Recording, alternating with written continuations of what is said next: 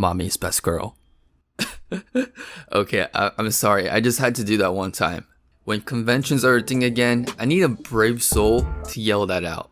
You probably get your ass beat by Grandpa Gohan and somebody in a furry suit, but you will definitely be named a master troller for life. So question of the day. If you had to marry a girl and can't divorce her, would you rather marry Mommy from Rent a Girlfriend or Rachel from Tower of God? And sorry, gulping a gallon of bleach isn't an option here. Wow, Rent a Girlfriend, where do I even start? It's kind of crazy how last season I reviewed a very wholesome, clear-cut romance, Kaguya-sama, and this season I decided to review Rent a Girlfriend. That just shows you how 2020 forced me to take the degenerate route. I was first interested in the series after watching that one Paolo from Tokyo video covering the creator of Rent a Girlfriend, Reiji Miyajima, and this dude came off such a cool person. I mean, how could I not love him after seeing that all he has is beer in his mini fridge? But just seeing how much of a laid-back boss he was and seeing how much he put into this series, I'm like, yo, I actually do want to check this series out. Fast forward, Crunchyroll drops episode 1 and I'm like, hey, that's the series from that one mangaka I watched on YouTube. So I turned on episode 1 and I see a 20-year-old virgin college dude flicking his gremlin for 40 seconds. What in the Shinji is going on here? I was so taken back, like that one time when a girl I liked handed me a list of 10 yaoi series I should check out. Now, under normal circumstances, I would have checked out like Shinji's father, but under COVID situations, my crazy ass was trying to process what I just watched. Think about it. This series is about a dude that got so butthurt after being dumped by a Karen, and in his depressive state, he decides to rent a girlfriend off an app and spend over $150 a session. And I want to come off clean with y'all.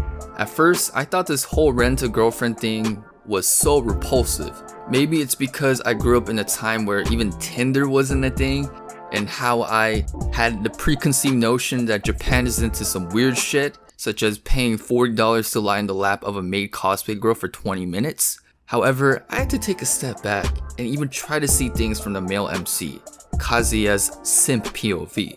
And next thing you know, hey, I'm on episode 12, and I'm even considering binging the manga. Now let's break this down and try to figure out why I was so absorbed by this anime, despite having a trash simp male MC. The first thing I want to talk about is the cringy realistic feeling. I'm pretty sure the people who follow the series can definitely relate, but one thing I really appreciated about Rent a Girlfriend is how it accomplished giving off that really uncomfortable feeling. In this case, it's showing the ugly side of a heartbreak.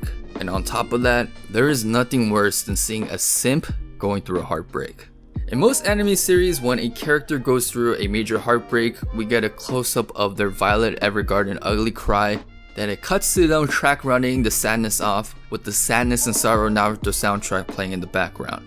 The reason why seeing Kazuya in this state was so uncomfortable is because they don't really gloss over his pain. I mean, you see people deal with their pain in pretty extreme ways, from snoring up crack with Charlie Sheen or hooking up with hookers in Vegas.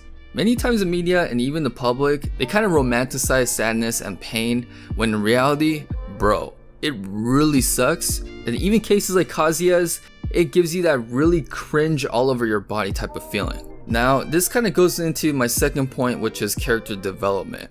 Yo, you have no idea how much of a hair-pulling, head-banging experience it was seeing Kazuya's character from the beginning. Apart from seeing my mans choking his chick in mid-episode and in all of the ending sequence, my mans lied to his best friends, his parents, and even his 76-year-old grandma that a rental girlfriend is his actual girlfriend. Not only that, he's f***ing roasting Chizuru on the spot when she stood up for him. And bro, don't even get me started with his obsession with Mommy.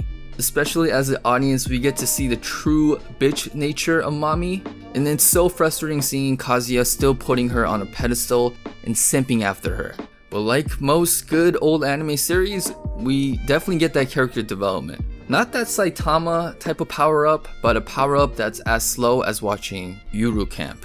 Through his growing experience with Chizuru, Kazuya was finally able to get his social IQ level up and even started to get some backbone. I mean, the biggest testament to his growth was when the crazy girl Ruka showed up and took him to a love hotel. And even though Kazuya was so obsessed with losing his virginity, even at that moment, he knew not to stick his pickle in crazy.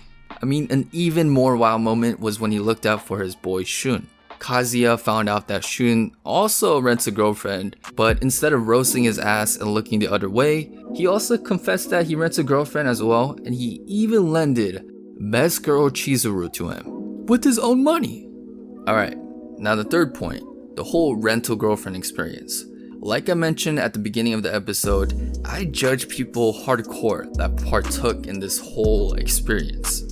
And after finishing the season, I may need to reflect on my sins and get bitch slapped by my Bruce Lee figurine, cause I could have never been more wrong. And don't get me wrong, things could definitely get sus in the system, but through the series, we truly see how characters benefited themselves through the rental girlfriend. You got Sumi, who started to get over her shyness with people and men. You got Shun, not taking the complete degenerate route by going on a day-long date with Chizuru. You also got Chizuru, needing to partake to get some money together for her acting career. I had to check myself because, this rental girlfriend experience does help people in a real way. As long as you're not hurting anybody or doing anything illegal, you do you. Now, this is the last thing I kind of want to talk about, and of course we have to talk about who is best girl. And that is super easy for me to answer because best girl is Granny. Nah, but in all seriousness, this answer was definitely going back and forth between the different girls, but I had to choose Chizuru. Not only is my girl hustling and pursuing her dream of becoming an actress, she is single-handedly reforming Kazuya from a full-blown simp into a full-blown Chad. She got the acting game on, she polite, she nice-hearted, and she knows how to empty your pocket. Okay, now closing thoughts. Rental girlfriend definitely isn't for everybody. There's a lot of cringy moments and even more headache moments between switching cuts between the worst girl in anime to the best. This series to me is an upgraded, spicier version of Nisekoi, and a show I'm definitely going to watch till the end. And I'm actually debating on picking up the manga, so y'all, if this video gets 500 likes, I'll rent a girlfriend.